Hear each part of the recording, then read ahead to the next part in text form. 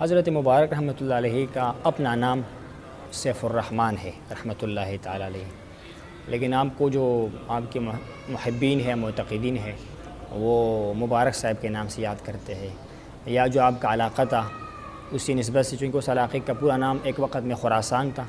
لوگ آپ کو امام خراسانی پیر ارچی کے نام سے یاد کرتے ہیں۔ تو حضرت اخوندزادہ سیف الرحمن مبارک رحمۃ اللہ علیہ آپ ایک اللہ کے ولی تھے، ایک عظیم انسان تھے، اور آپ کی جو بچپن تھی، آپ کی پیدائش جو ہمارے اس وقت منقسم بارڈر ہے نا، اس وقت ہی ایک علاقہ تھا، محمد کے قبائل ہوتے تھے، اور آپ کی ولادت وہ تحصیل تھی جس کا نام کوٹ کے نام سے ہے، اور ڈسٹرکٹ جلال آباد، پروونس ننگرہار ہے، صوبہ ننگرہار ہے، وہاں آپ کی پیدائش ہوئی۔ تقریباً 1930 کے بعد ہے جو آپ کی پیدائش ہوئی۔ اس کے بعد آپ مبارک نے اپنی والد گرامی سے پڑھائی کیا، قرآن پاک پڑھا اور بنیادی کتابیں پڑھی، پھر اپنے علاقے میں، اس علاقے میں آپ نے دینی تعلیم حاصل کی، جس میں بنیادی کتابیں شامل ہے۔ آپ کے استادوں میں اساتذہ مولانا محمد اسلم صاحب ہے، مولانا محمد اسلام صاحب ہے، مولانا محمد ولید صاحب ہے، ان سے آپ نے بنیادی کتابیں پڑھی۔ پھر اس کے بعد آپ تشریف لے آئے ہماری چارسدہ کے علاقے میں، صوبہ خیبر پختونخوا کے، پشاور کے مختلف علاقوں میں، مردان میں آپ نے دینی تعلیم حاصل کی، اور اس کے بعد پھر آپ مبارک نے تقریباً یہ 1959 کے دہائی میں آپ کو بڑی طلب تھی، کسی اللہ کے نیک بندے کی تلاش تھی آپ کو کہ مجھے اللہ کا قرب ملے، وصل ملے، اسی تڑپ میں تھے، اور آپ کو اللہ نے مولانا شاہ رسول تعلقانی رحمہ اللہ، جو بہت بڑے ہستی تھے، طریقہ نقشبندی کے بہت بڑے بزرگ تھے، ان کی ملاقات آپ کو میسر ہوئی، اور آپ نے ان کے ساتھ طریقہ نقشبندی کے اندر نسبت حاصل کیا۔ یہ تقریباً 1960 کی دہائی کی بات ہے۔ تو کچھ عرصے بعد ان کی وفات ہوئی، تو پھر آپ نے جو باقی سلوک ہے، باطن کا علم ہے، آپ نے جناب تعلقانی کے خلیفہ، بڑے خلیفہ مولانا محمد ہاشم سمنگانی رحمہ اللہ، ان سے پھر آگے آپ نے اپنی باطنی تعلیم کو آگے بڑھایا۔ ان کے ساتھ تقریباً 7 سے 8 سال رہے، مرشد کی خدمت کی، بڑی قربانیاں دی، بڑی تکالیف کاٹی، بہت مالی خدمت کیا، جانی خدمت کیا، ان کی دعائیں حاصل کی، اور انہیں خاص فیوزات سے نوازا۔ بڑے اللہ کے پہنچے ہوئے ولی اللہ تھے، ان کی دعائیں آپ کو لگی، اور ان کے حیات ہی میں انہوں نے آپ کو اپنا نائب مناب اور جانشین مقرر کر دیا، اور فرمایا جو کمال میرے پاس ہے یہ اخوندزادہ سیف الرحمن میں ردیف کمالات ہے، اللہ نے سارے کمالات ان کو عطا کر دیے ہیں۔ تو وہی ہوا، پھر اس کے بعد ان کا وصال مبارک ہوا، تقریباً 1968 کے بعد ہے۔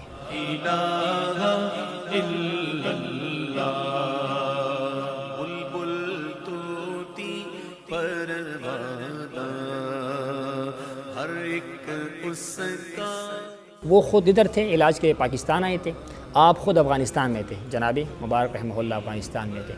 تو 1968 میں پھر یہ ہوا کہ مرشد کی وفات ہوئی، پھر آپ نے اس مشیخت کی ذمہ داری کو آگے بڑھائی، سلوک کی خدمت کو آگے بڑھائی۔ جب حالات بہت خراب ہوئے اس علاقے میں، تو پھر آپ اس وقت تشریف لائے، 1976 میں نوشہرہ تشریف لے آئے، ضلع نوشہرہ تشریف لے آئے، وہاں تحصیل رسال پور ہے، اور علاقے کا نام پیر سباق ہے، وہاں تشریف لے آئی،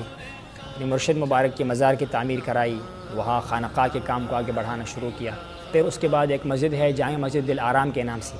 دل آرام، وہاں پر آپ نے امامت و خطابت کے فرائض سنبھالے، 3 سال وہاں محفلی کی، اور بہت دنیا آپ کی طرف مائل ہو گئی، بہت دنیا مائل ہو گئی، دین کا خدمت کیا، اللہ کی یاد، اللہ کی معرفت لوگوں میں تقسیم کرتے رہے، اور بہت شہرت آپ کو ملی، بہت دنیا آپ کے پاس آئی۔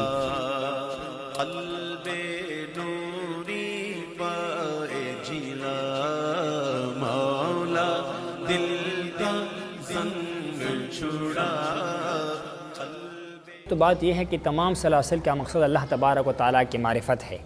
جتنی بھی راستے ہیں اللہ کی سلوک کی، طریقت کی، یہ اللہ تک پہنچنے کی سلسلے اور وسیلے ہیں، لیکن جو مشہور سلسلے ہیں وہ 4 ہے، 4 سلسلے ہیں، جس میں طریقہ نقشبندیہ ہے، چشتیہ ہے، قادریہ ہے، سہروردیہ ہے۔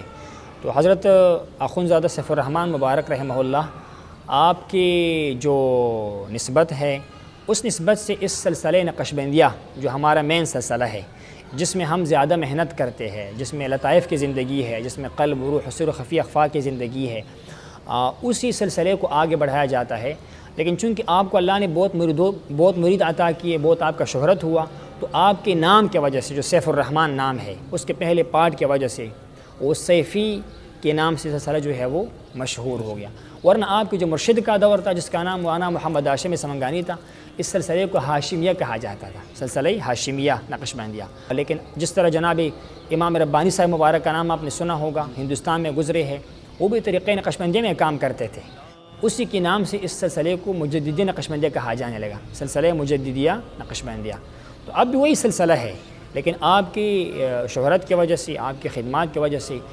ہمارے سلسلے کے سالکین کو جو کہ سنت سے آراستہ ہوتے ہیں، جس کے چہروں پر، جس کے لباس، جس کا رہن سہن، جس طرح حضرت نے ہمیں تعلیم دیا کہ بس تم نے ہر حال میں شریعت کی پابندی کرنی ہے، باطن میں تو اللہ کے ذکر کرنی ہے، اللہ کو یاد کرنا ہے، وہ تو ہمارا حرز جان ہے، جان کا مقصد ہے، لیکن آپ کو جو ظاہر ہے وہ بھی اللہ کے پیارے حبیب صلی اللہ علیہ وسلم کے طریقے کے مطابق ہونا چاہیے۔ آپ نے اپنے اولاد کو، اپنے خلفاء کو، اپنے معتقدین سب کو سختی کے ساتھ شریعت کی پابندی کا درس دیا اور ہمیں ڈرا دیا اور ڈراتے تھے، اکثر اشعار پڑھتے تھے کہ ہم نے قبر میں جانا ہے، نہ مال کام آئے گا، نہ اولاد کام آئے گا، نہ شہرت کام آئے گا، وہاں اللہ کی یاد اور اللہ کے ذکر کام آئے گی۔ تو اسی کے نام کے مناسبت سے سلسلے کا نام سلسلہ سیفیہ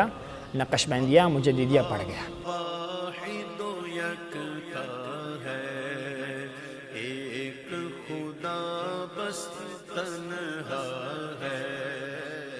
اصل میں آپ مبارک کی جو بچپن ہے وہ تو نوجوانی کا دور اکثر پاکستان ہی میں گزرا، کیونکہ آپ نے پڑھائی، تعلیم، چونکہ آپ مبارک کا والد جب وفات ہوا تو آپ کی عمر 13 سال تھی، 13 سال کی عمر تھی، ان سے آپ نے 20 کتابیں پڑھی تھی، قرآن پاک تجوید کے ساتھ کچھ پڑھا ہوا تھا، اور کے بعد آپ کو علم کا شوق رہا، بہت غلبہ رہا، جس طرح جناب سیدنا شاہ بغداد غوث اعظم رحمہ اللہ نے تکالیف کاٹی علم کی خاطر بغداد کے جنگلات کا سیر کیا، تو آپ بھی چل پڑے بے سر و بے سامانی کی حالت میں۔ کم عمر تھا مبارک کا، 20 سال سے کم عمر تھی، 15-16 سال جو ہمارے بزرگ بتاتے ہیں۔ تو آپ نے جو ہے وہ چارسدا، مردان، پشاور کے مختلف علاقے، کچھ قبائلی علاقہ جات تک سفر کیا، علم دین حاصل کرنے کے لیے کوشش کی، حدیث پڑھی، فقہ پڑھی، آپ نے جو ہے وہ قرآن پاک کا ترجمہ کیا، لیکن پھر چونکہ آپ کی سارے رشتہ دار فیملی وہاں پر تھی تو آپ کو اس سلسلے میں پھر ظاہر بات ہے وہاں پر جانا تھا۔ وہاں جب حالت بہت خراب ہوئی، یہ غالباً 1976 کی بات ہے، چونکہ وہاں پر شمسی حساب چلتا ہے، شمسی ہجری کا، لیکن ہمارے حساب سے 1976 کے بعد بنتی ہے۔ ایک ظالم بادشاہ تھا نور محمد ترکی کے نام سے، روس نواز تھا، اس نے ظلم شروع کیا، بربریت شروع کیا، تو وہ صوفیہ کرام کو، علماء کو چن چن کر شہید کیا کرتے تھے۔ آپ نے بڑا فائٹ بھی کیا، مقابلہ بھی کیا، چونکہ وہ دین کے دشمن تھے، عقیدے کے دشمن تھے، جان و مال کے دشمن تھے۔ بہرحال ہوا کیا کہ پھر آپ 1976 میں تشریف لے آئے، تو اس کے بعد آپ 4 سال نوشہرہ میں رہے، اور 1980 میں آپ خیبر ایجنسی، جو اس وقت ہم فاٹا کے نام سے کہتے ہیں نا اس کو، فاٹا پشاور سے کوئی 15-20 کلومیٹر کے فاصلے پر ہے، وہاں آپ تشریف لے گئے، اور وہاں الحمدللہ آپ نے علمی حلقہ قائم کیا، مدرسہ قائم کیا، جس میں صبح شام اللہ کی یاد اور درس حدیث اور درس قرآن اور فقہ کا درس، اور وہاں سے ایسی ہیرے تیار ہو گئی آپ کی ذاتی تربیت کے بنا پر، کیونکہ آپ کی تربیت کا جو منہج تھا وہ بڑا جامع طریقہ تھا، آپ رسمی تعلیم کے حق میں نہیں تھے، آپ عملی تربیت کے حق میں تھے۔ ادھر قول پڑھ لیا کسی بزرگ کا، کسی اللہ کے ولی کا، اللہ کے نبی کا، اس وقت عمل مطلوب ہوتا تھا، اس پر عمل بھی کر کے دکھانا ہے۔ اسی طرح آپ نے بڑے قافلے کو تیار کیا، بڑے علماء کو تیار کیا، خلفاء کو تیار کیا، لیکن آپ نے خلیفہ کرنے کا جو معیار رکھا وہ یہ تھا کہ بندہ خود بھی شریعت پر پابندی کرے، اس کے لطائف اللہ کی یاد سے ذاکر ہو جائے، اور جو کچھ چیزیں ہمیں بولنے میں تو مشکل ہوتا ہے، لیکن میں یہ اتنا عرض کروں گا کہ اس سالک کی، اس طالب کی روح سے یہ معلوم ہو جائے، اندازے سے یہ معلوم ہو جائے کہ اس کا کام مکمل ہو گیا ہے، اس کو اللہ کا قرب حاصل ہوا ہے، اب یہ آگے بھی خدمت کر سکتا ہے، اس کو آپ مبارک خلافت دیا کرتے تھے، لیکن ساتھ فرماتے تھے کوئی بھی کام شریعت کے خلاف نہیں کرنا، اور اللہ کے دین کے مقابلے میں کسی کے ملامتی کرنے سے نہیں ڈرنا۔ آپ سند پہ باقاعدہ اس کو آپ نے لکھا ہوا ہے کہ آپ نے کیا کرنا ہے، کیا نہیں کرنا ہے۔ تو آپ نے جو ہے اس طریقے کے ساتھ لوگوں کا تربیت کیا، بڑے بڑے لوگ آئے، پشاور کے بہت بڑے شیخ الحدیث سے مولانا حمداللہ جان ڈاگوی صاحب وہ تھے، ہمارے دارو جبہ کے سید نور علی شاہ پاچا سے، بڑے بڑے گدو کے حضرات اپنے علاقے چھوڑ کر کہتے ہمارے پاس یہ نسبت نہیں ہے، بڑے بڑے گدیا ہے، لیکن جو باطن کے ایک تشنگی ہے وہ ہماری پیاس نہیں بجھ رہی ہے، تو آپ کے پاس تشریف لے آئے۔ آپ کے ایک خاص قوت توجہ تھا، اثر تھی آپ کے اندر، لطائف ذاکر ہوتے تھے، کیونکہ آپ فرماتے تھے کہ ایک ہمارے 5 ظاہر کے حص ہے، جس میں ہماری زبان ہے، منہ ہے، ہمارا کان، ہمارے آنکھیں، ہمارے باہر کی اعضاء ہے، ایک ہمارے اندر کی دنیا ہے۔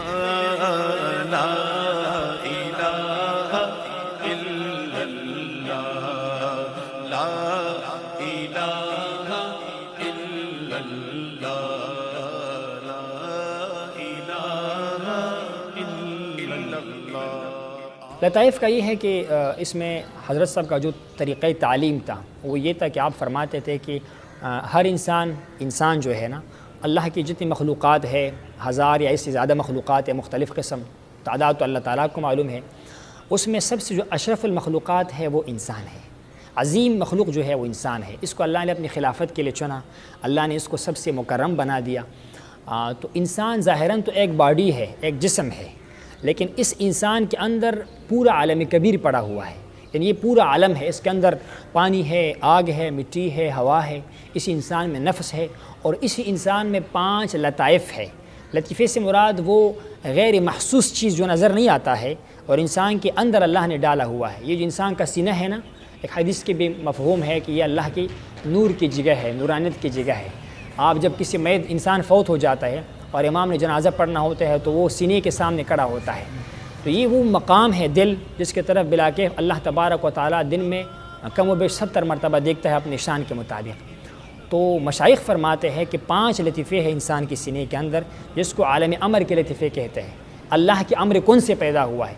ظاہراً تو یہ لطیفے یہاں پر ہے، ہمارے قلب میں ہے، بائیں پستان سے نیچے، ہمارے روح میں ہے، دائیں پستان سے نیچے، ہمارے سر میں ہے، بائیں پستان سے 2 انگشتوں پر ہے، خفی ہے جو کہ دائیں پستان سے 2 انگلیوں پر ہے، اور لطیفہ اخفا ہے جو کہ سینے کے اوپر درمیان کی طرف ہے۔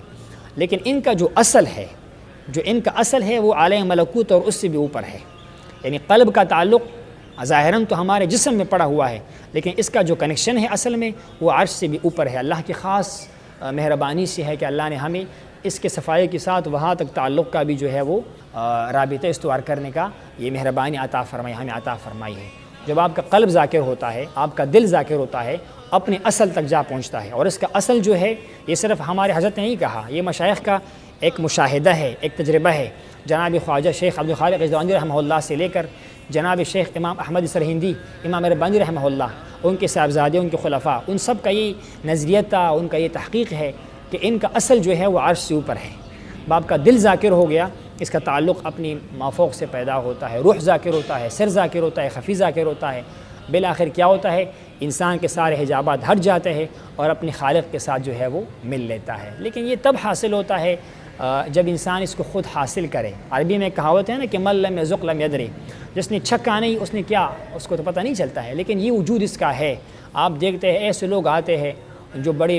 2 نمبر لوگ ہوتے ہیں، غلط لوگ ہوتے ہیں، بری نیت سے آتے ہیں، لیکن جب بیٹھتے ہیں اپنے دل کی طرف متوجہ ہوتے ہیں، وہ کیفیات محسوس کرتے ہیں، اس کا سارا زندگی میں انقلاب آ جاتا ہے، وہ بالکل ٹھیک ہو جاتے ہیں۔ ایسے لوگ آئے، گورے آئے، نان مسلم لوگ آئے، آج کل وہ بیٹھ کے لوگوں کو دین کی طرف بلا رہے ہیں بغیر کسی پڑھائی کی، اسی محفل کی برکت سے اور اسی توجہ کی برکت سے اور اسی لطائف کی زندگی کی برکت سے۔ باقی میں عرض یہ بھی کرتا جاؤں کہ اس سلسلے میں صرف لطائف نہیں ہے، لطائف ہے، پھر اس کے بعد لطیفہ نفس کا تزکیہ ہے، نفس کا، کیونکہ نفس وہ چیز ہے جو ہماری پورے جسم میں پھیلا ہوا ہے اور وہی ہمیں برائی پر اکساتا ہے، وہی ہمیں جو ہے وہ نقصان پہنچا دیتا ہے۔ اس سلسلے کے اندر نفس کا تزکیہ کیا جاتا ہے، نفس کو اللہ کے ذکر سے ذاکر کیا جاتا ہے، اور نفس جو ہے وہ امارہ، برائی پر امر کرنے والے سے نکال کر مطمئنت تک لے جایا جاتا ہے۔ ایک خاص پروسیس ہوتا ہے، اس میں مرید کو بیٹھنا پڑتا ہے، شیخ کی توجہ لینی پڑتی ہے، اور آپ مبارک کا توجہ بہت تیز تھا، آپ تھوڑے عرصے میں، تھوڑے وقت میں سالک کو ان مراحل سے گزارتے تھے اور اللہ تبارک و تعالیٰ کے قرب کی طرف لے کے جاتے تھے۔ اس کے بعد جو آخری مرحلہ ہے وہ عناصر کا اعتدال ہے۔ میں نے آپ کے سامنے عرض کر دیا کہ ہمارے جسم میں ہوا بھی ہے، آگ بھی ہے، پانی ہے، مٹی بھی ہے، اور اس طریقے کے اندر آخر پہ جو ہے نا لطیفہ قالبی کے نام سے لطیفہ ہے، جس میں کیا کیا جاتا ہے کہ آپ کے پانی کا جو خصوصیت ہے نا اس کو نارمل کیا جائے۔ پانی میں نقصان بھی ہے اور پانی میں فائدہ بھی ہے، اسی طرح ہوا میں نقصان بھی، ہوا میں فائدہ بھی ہے، ان کو اعتدال پر لانا، یہ اس طریقے کے جو ہے آخر میں کیا ہے وہ خصوصیت ہے۔ اور end of the all process, سب سے آخر میں پھر کیا جاتا ہے کہ سالک کو مراقبے کروائے جاتے ہیں، اللہ تعالیٰ کی طرف خاص توجہ، اللہ کی طرف خاص بندہ متوجہ ہو جائے، اور اللہ تعالیٰ کے جو ہر نام ہے نا، ہر اسم، اس میں خاص فیوزات پڑے ہوئے ہیں، ان کا حصول کیا جائے۔ بندہ اکیلے میں بیٹھے، مراقبے میں بیٹھے، آنکھیں بند کرے، اپنی مرشد کی توجہ کے ساتھ اور نسبت کے ساتھ تو پھر یہ ہے کہ سالک کو وہ چیزیں ملنا شروع ہو جاتی ہے جو عام حالات میں کسی انسان کو مل نہیں سکتی ہے. اس کو مراقبہ کہتے ہیں. دل کو کر دے آئینہ، دل کو کر دے آئینہ، جس میں چمکے یہ کلمہ. بسم اللہ الرحمن الرحیم. قال اللہ تبارک و تعالی فی القرآن المجید: الاخلاء یومئذ بعضهم لبعض. وقال علیہ الصلاۃ والسلام: اذکروا محاسن موتاکم. میں صاحبزادہ مفتی بشیر احمد آپ کے سامنے مخاطب ہوں. محتشم سامعین کرام، حضرت مبارک صاحب کی صورت، سیرت، خلق، خلق، میں یہ نہیں جانتا کہ میں حضرت صاحب کے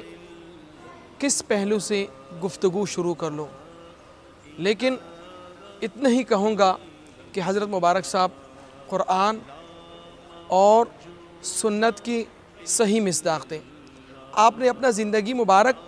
قرآن کی آیاتوں کے مصداق کے مطابق گزاری.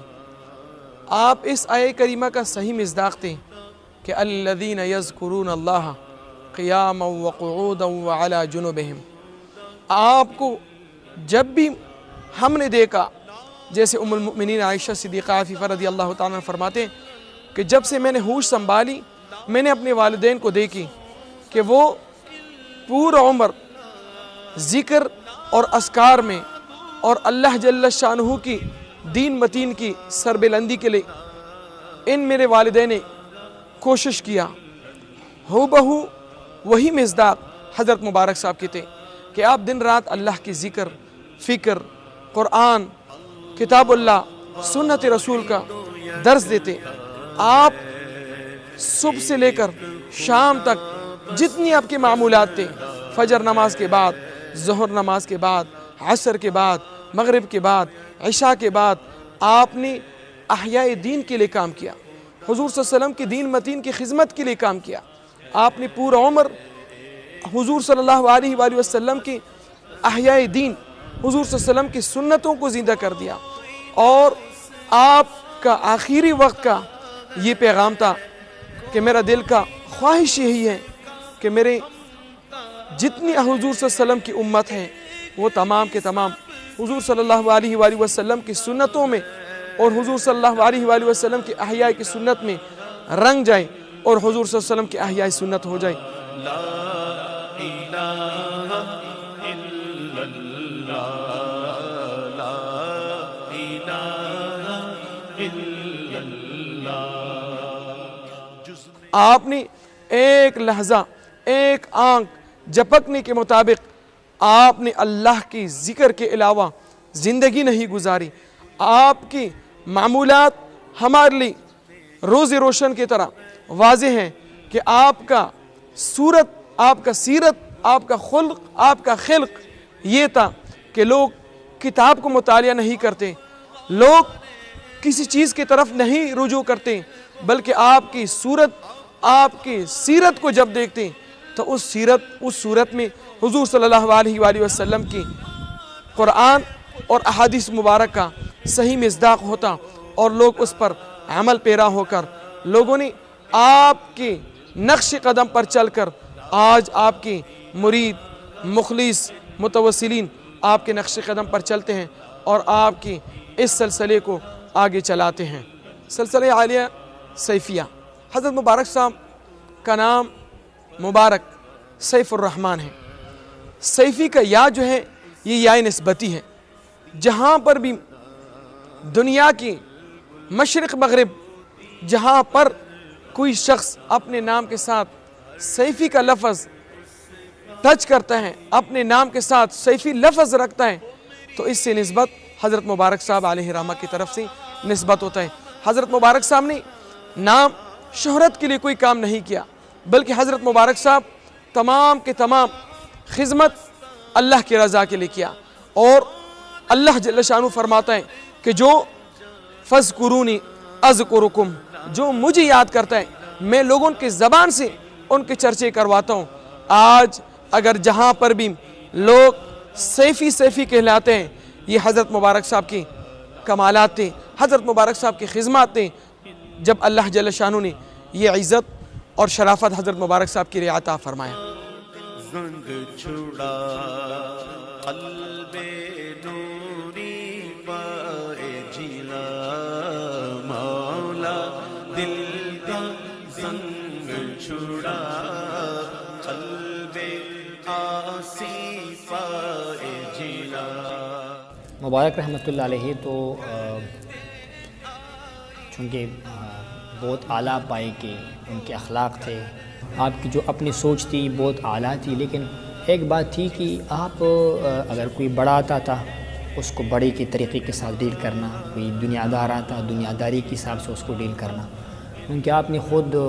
زمینداری بھی کی تھی جو کہ کھیتی باڑی والا کام ہوتا ہے نا، وہ بھی کی تھی آپ نے تھوڑا بہت کاروبار بھی کیا ہوا تھا، اور آپ نے تعلیم بھی حاصل کی تھی، آپ نے دیہات کی زندگی گزاری، پہ شہر کی گزاری، الحمدللہ ہر چیز سے واقفیت تھی۔ جو رسم و رواج ہمارے جو کلچر ہے پشتوں کا، اس کو بھی آپ بڑی اچھی طریقے سے فالو کرتے تھے، لیکن جہاں پر شریعت کا مقابلہ آتا تھا رسم کے ساتھ تو آپ رسم کو چھوڑ دیتے، شریعت کو فالو کرتے تھے۔ گھر میں بھی آپ کا اس طرح تھا کہ آپ فرماتے تھے کہ گھر میں وسعت کی زندگی ہوتی ہے، باہر تو اللہ نے آپ کو بڑی ہیبت دی تھی، بڑا شان دیا ہوا تھا، آپ کی بہت سخت ڈسپلن تھی، بیک وقت آپ 30 سے 40 گھروں کو سنبھالا کرتے تھے، جو آپ کے پڑوس میں تھے، علماء کی، اساتذہ کی، قاری حضرات کی، خلفائے کرام کی جو توجہ کرتے تھے، اور ہمیشہ 200 250 300 بندے ان کو تربیت کرنا، ان کو جو ہے وہ ایک خاص روٹین سے چلانا، یہ آپ کا معمول تھا۔ لیکن بیک وقت اسی وقت آپ جو ہے وہ گھر میں بچوں کو بھی ٹائم دیتے تھے، خواتین کو بھی ٹائم دیتے تھے، مہمانوں کو بھی ٹائم دیتے تھے، پڑوسیوں کو بھی ٹائم دیتے تھے، بڑی شفقت سے پیش آتے تھے۔ اور ہمیں یاد ہے میں نسبتاً بڑا تھا، یہ بات مجھے کرنی چاہیے نہیں کرنی چاہیے، تقریباً 7-8 سال کا، آپ مطلب یہ ہے کہ مجھے اپنے ساتھ بستر پر فرماتے تھے میرے ساتھ سو جاؤ، اتنا آپ کا شفقت تھا، محبت تھا، رات 2 بجے 2:30 بجے اٹھاتے تھے، اٹھو وضو کرو تہجد کی نماز پڑھو، کبھی بیمار ہو جاتے تھے، مجھے یاد ہے کئی دفعہ خود گود میں اٹھا کے باہر لے آتے تھے،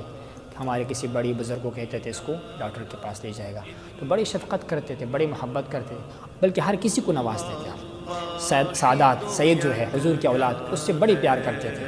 بلکہ آپ کا جو خلیفہ تھا اس کا نام میں نے آپ کے سامنے عرض کر دیا، سید علی شاہ پاچا سے، حضرت کا خلیفہ تھے، پشاور میں، اب بھی حیات ہے لیکن ضعیف ہو چکے ہیں۔ تو وہ جب آپ کے ساتھ ملاقات کرتا تھا، حالانکہ وہ آپ کا مرید ہے، آپ ان کا پیر تھے، لیکن آپ اس کے ہاتھ کا بوسہ لیا کرتے تھے، اس کے ہاتھ کو چومتے تھے کہ یہ اللہ کے نبی کا اولاد ہے، حضور کا اولاد ہے صلی اللہ علیہ وسلم، اتنی آپ کی محبت تھی۔ بلکہ مجھے یاد ہے وہ کبھی کوئی نعت خوان اللہ کے حبیب کا مدح کرتا تھا، ہمارے سلسلے میں یہ ہے کہ آپ فرماتے تھے کہ موسیقی کا گنجائش نہیں ہے، کچھ لوگ موسیقی سے کام چلاتے ہیں نا، یا سرود کرتے ہیں، وہ جو ہے وہ طریقت کے اندر الاؤ نہیں ہے، بلکہ شریعت کے اندر بھی الاؤ نہیں، جائز نہیں ہے۔ تو آپ فرماتے تھے کہ اس کی جگہ پر آپ اللہ کا ذکر کرو، حمد پڑھو، حضور کی نعت پڑھو، اور نعت کے ساتھ پھر اللہ کا ذکر کرو۔ تو یہ ہے کہ موسیقی کو یا معاذ اللہ یہ جو باقی مزامیر وغیرہ ہے اس کو طریقت کے اندر نہیں لے کر آنا چاہیے۔ تو آپ پھر اس نعت خوان کو ہدیہ دیا کرتے تھے، تحفہ دیا کرتے تھے۔ ایک چھوٹا بچہ تھا تقریباً 7-8 سال کا، وہ جب آتا تھا پیسہ لینے کے لیے تو آپ اس کے ہاتھ کا بوسہ لیا کرتے، فرماتے تھے یہ سید ہے، وہ عبداللہ اس کا نام تھا، بچے کا چھوٹا بچہ تھا۔ تو اتنا آپ کا سادات سے محبت تھی، فقراء سے بڑی محبت تھی، آپ نے ہمیشہ جو ہے نا فقیروں کو نوازا، پوچھا کرتے تھے کہ اس کی شادی ہوئی ہے کہ نہیں، کسی طالب کا کسی اسٹوڈنٹ کا نہیں ہوئی ہے، آپ کو بڑی فکر ہوتی تھی، جب تک اس کا شادی نہیں کرواتے تھے آپ کو چین نہیں آتا تھا۔ اس کا گھر نہیں ہے، ان کے گھر کا بندوبست، اس مولوی صاحب کے پاس کتابیں نہیں ہیں، ان کے لیے کتابیں خریدنا۔ اور میرے خیال میں آپ نے تقریباً جو ہمارے بڑی بھائی ہے قاری حبیب جان صاحب، انہوں نے لسٹ بنائی تھی 40 کے قریب آپ نے اللہ کے گھر مساجد بنائے، 40 کے قریب اپنے خرچے سے، اپنی جو ہے وہ اس سے۔ بڑی سخاوت بھی تھی آپ کے اندر، بڑی سخاوت تھی۔ پشاور میں ایک دفعہ قحط کا موسم تھا، یعنی وہ گندم کا جو تھا وہ قحط تھا، میاں صاحب کا دور تھا پہلے والا، بہت سخت قحط پڑی تھی۔ تو کسی نے عرض کی صاحب کہ بہت سخت قحط پڑی ہے، لہٰذا یہ جو لوگ ہمارے پڑوسی حضرات آتے تھے اور کھانا لے جاتے تھے، ان پر ذرا سختی کرنی چاہیے تاکہ ہمارے لیے گھر کے لیے مشکل پیدا ہو جائے۔ آپ نے کہا نہیں، جب تک گندم ہے اور روٹی ہمارے پاس ہے لوگوں کو یاد ہے کہ وہ لے جایا کرے، اللہ پر توکل کرنا چاہیے۔ اور آپ فرماتے تھے کہ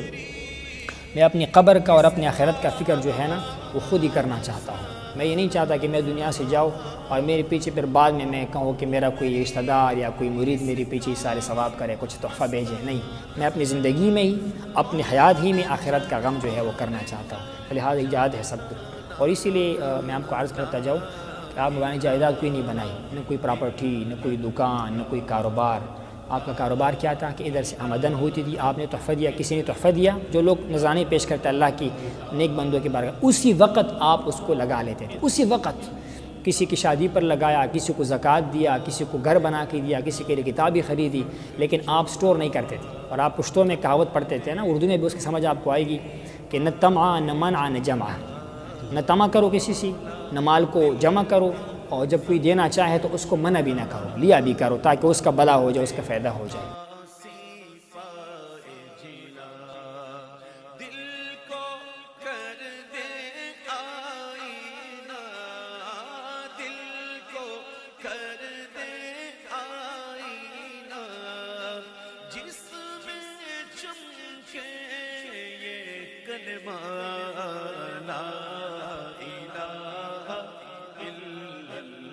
ہمارے جو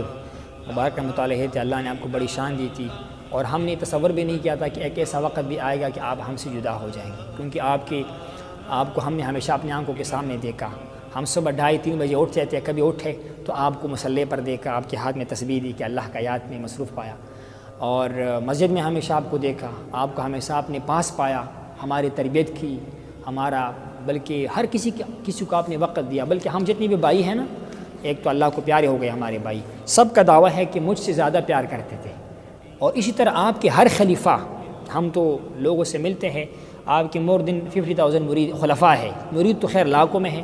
خلفاء کرام جو ہے وہ 50,000 سے زائد ہے، اور تقریباً ہر کوئی آپ کو یہی کہے گا کہ وہ مجھ سے زیادہ پیار کرتے تھے۔ یہی حدیث میں ہے کہ اللہ کے نبی کے پاس جو بندہ آتا تھا نا، پہلے وہ ڈرتا تھا کہ پتہ نہیں کس طرح کا بندہ ہے، جس کے پاس عمر فاروق و خالد بن ولید جیسے لوگ ہیں، وہ کتنا جلالت والا ہوگا، کتنا بادشاہت والا ہوگا، کتنا جلال والا ہوگا، لیکن جب بندہ پاس آتا تھا وہ اس کا عاشق بن جاتا تھا۔ سیم یہ اللہ کے نبی کی دوستوں کا، اور جس کو وارث کہتے ہیں نا، جو اللہ کے نبی کے راستے پر چلے اور یہ اللہ کے نبی کی متابعت کی، فالو کرنے کے 7 سٹیپ ہے، جس کو 7 درجے متابعت، اس میں بندہ فائز ہو جائے، وہ وارث بن جاتے ہیں۔ وارث مطلب وہ اپنی اس گائیڈر کا، اپنے بڑے کا وہ اثرات لے لیتا ہے اپنے اندر۔ نبوت تو ختم ہو چکا ہے لیکن ولایت تو باقی ہے۔ تو عرض کرنے کا مقصد یہ ہے کہ وہ جب اس کے وفات کا وقت آیا تو وہ ایک ایسا سانحہ تھا جو ہم سے برداشت نہیں ہو پا رہا تھا، اور ہم کہہ رہے تھے کہ کاش اگر کبھی اس طرح ممکن ہوتا کہ بندہ اپنی زندگی کسی کے حوالے کرے تو ہم اپنا زندگی دے دیتے، لیکن آپ کو دنیا سے اللہ کے بارگاہ میں عرض کرتے کہ آپ باقی رہنے دیتے، یہ لوگوں کے فائدہ ہو رہا ہے۔ بڑا ایک مصیبت کا وقت تھا۔ تو اس رات پھر میں نے بیٹھ کے کچھ اشعار لکھ کے مختصر سی، جس میں آپ مبارک کی جو تھا وہ میں نے تھوڑا سا، وہ میں نے اصل میں پشتو میں لکھا ہوا تھا، ہماری مادری زبان پشتو ہے، قبیلہ ہمارا محمد ہے، محمد قبیلہ ہے، اور یہاں پر آنے کے بعد 2006 میں یہاں پر چونکہ ہمارا شفٹنگ ہوا تو پھر پنجابی کے ساتھ اردو کے ساتھ زیادہ واسطہ ہمارا پڑھنا شروع ہوا، تو میں نے کچھ اشعار لکھی تھی آپ کی وفات مبارک میں آپ کے سامنے عرض کرتا ہوں۔ غم سے پر رات تھی جس میں ہم سے ہمارا جانا چلا گیا، غم سے پر رات تھی جس میں ہم سے ہمارا جانا چلا گیا، جو ہمارے دل کا چین تھا وہ دادا جان چلا گیا، جو اپنے خدا پر عاشق تھا اور بے شمار صفات کا لائق تھا، جو اپنے خدا پر عاشق تھا اور بے شمار صفات کا لائق تھا، جو حق بات پر ناطق تھا وہ پہلواں ہم سے چلا گیا، تقوی جس کا شعار تھا زہد جس کا کاروبار تھا، تقوی جس کا شعار تھا زہد جس کا کاروبار تھا، جو ہمیش بہار بہار تھا وہ گلستان ہم سے چلا گیا، جو عالمی شریعت تھا جو واقف حقیقت تھا، جو عالمی شریعت تھا جو واقف حقیقت تھا، جو عاشقی طریقت تھا وہ انمول مرجاں ہم سے چلا گیا، جو کامل اکمل ولی تھا، جو کامل اکمل ولی تھا اور جو وارث نبی تھا، جو کامل اکمل ولی تھا اور جو وارث نبی تھا، جو تقی نقی سخی تھا وہ سلطان ہم سے چلا گیا، جو قیوم تھا زمانے کا جو کہ زینت تھا آستانے کا، جو قیوم تھا زمانے کا جو زینت تھا آستانے کا، ہمیں جن سے تسلی تھی وہ اطمینان ہم سے چلا گیا، اور جو حسن پہ مہربان تھا، جو حسن پر مہربان تھا، اس کا روح جسم اور جان تھا، جو نعمت تھا، جو رحمت تھا، وہ باران ہم سے چلا گیا۔ غم سے پر رات تھی جس میں ہم سے ہمارا جانا چلا گیا، جو میرے دل کا چین تھا وہ دادا جان چلا گیا۔